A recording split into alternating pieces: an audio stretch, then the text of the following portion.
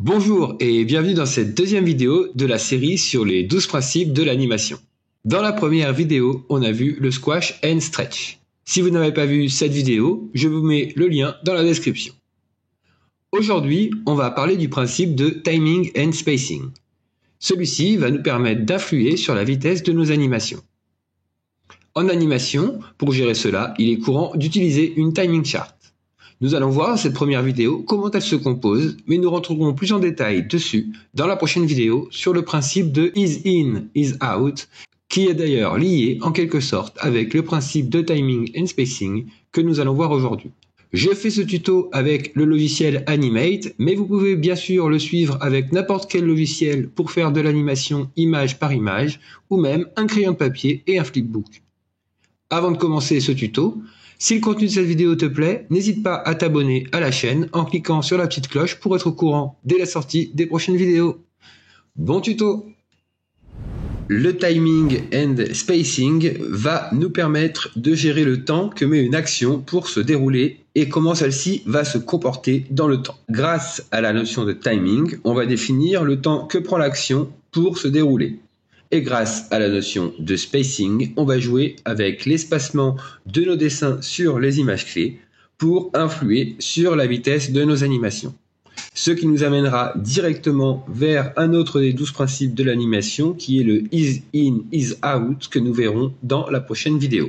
Le fait de pouvoir jouer avec la vitesse de nos animations est primordial pour arriver à donner l'illusion que nos dessins prennent vie.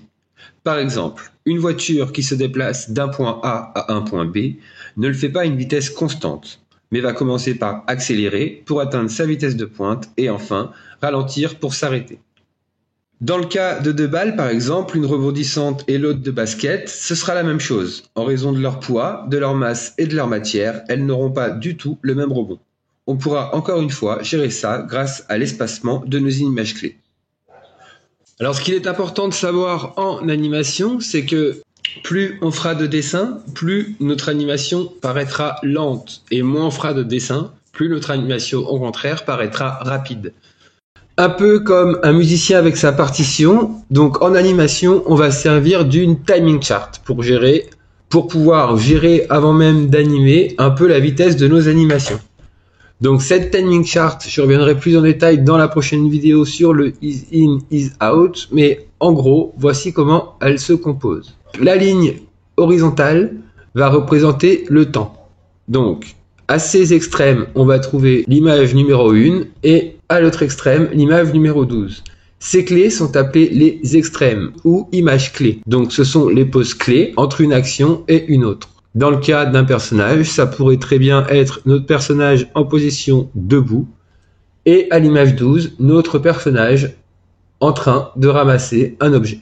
Donc ces images sont souvent représentées donc avec le numéro correspondant à l'image et entourées. Ensuite, au milieu, dans l'exemple ici, on va trouver le breakdown. Alors on verra dans les autres vidéos que le breakdown ne se trouve pas forcément au milieu de nos animations. Mais le breakdown, c'est une pause intermédiaire entre les deux extrêmes qui est quand même importante pour raconter l'histoire. Entre ces images clés, on va ensuite trouver toutes les autres images qui sont appelées les in-between. Donc on va se rendre dans Animate. Je vous ai préparé deux timing charts très simples, différentes, avec lesquelles on va animer une petite balle pour voir concrètement comment cela fonctionne. Allez, c'est parti, on se retrouve tout de suite sur Animate, mais bien sûr, vous allez pouvoir faire la même chose avec n'importe quel logiciel gérant l'animation image par image, ou même un flipbook et un crayon de papier. Allez, c'est parti, on se retrouve tout de suite sur Animate.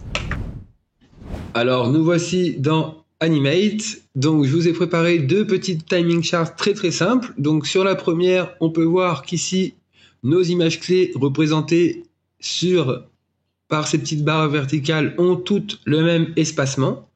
Donc maintenant, si on anime tout ça avec une petite balle, on va pouvoir voir que notre animation aura une vitesse constante. Donc je vais me placer sur la première image et faire une balle. Ensuite, sur la deuxième image, le dessin de mon image clé au bon endroit et ainsi de suite jusqu'à l'image 24.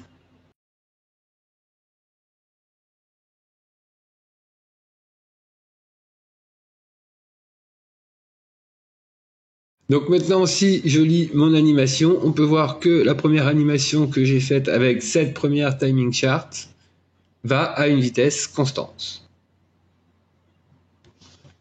On va faire la même chose avec cette petite timing chart. Donc on peut voir que là, les images clés, elles, ont des espacements différents. Donc comme on l'a vu tout à l'heure, plus on fera de dessins, plus notre animation sera lente, et moins on fera de dessins, au plus notre animation sera rapide. Donc dans notre cas, on peut déjà voir ici que notre balle va commencer par accélérer, atteindre une vitesse de pointe, décélérer pour s'arrêter. Donc sur l'image numéro 1, je vais faire ma première petite balle.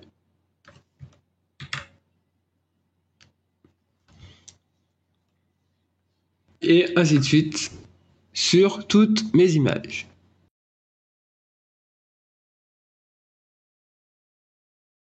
Alors ici, vu que nos images clés vont être plus espacées, notre balle va accélérer.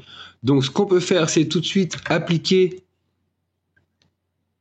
sur notre animation le principe que l'on a vu dans la vidéo précédente, qui est le squash and stretch. Donc on va déformer notre balle en essayant de garder à peu près le même volume.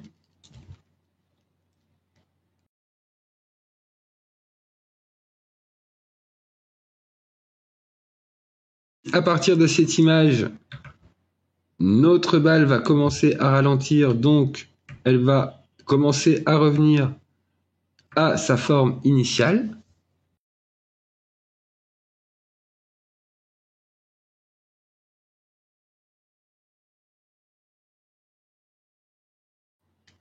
Maintenant, si je lis mon animation, on peut voir que l'animation animée grâce à la timing chart du bas et avec le principe de time and stretch appliqué, tout de suite, notre balle gagne en réalisme.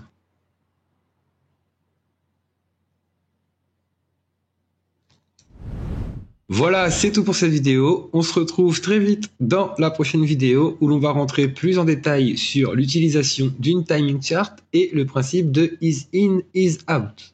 J'espère que ce tuto t'a plu et qu'il aura apporté des réponses à tes questions. Si c'est le cas, n'oublie pas de t'abonner et à lâcher un petit commentaire. Ciao!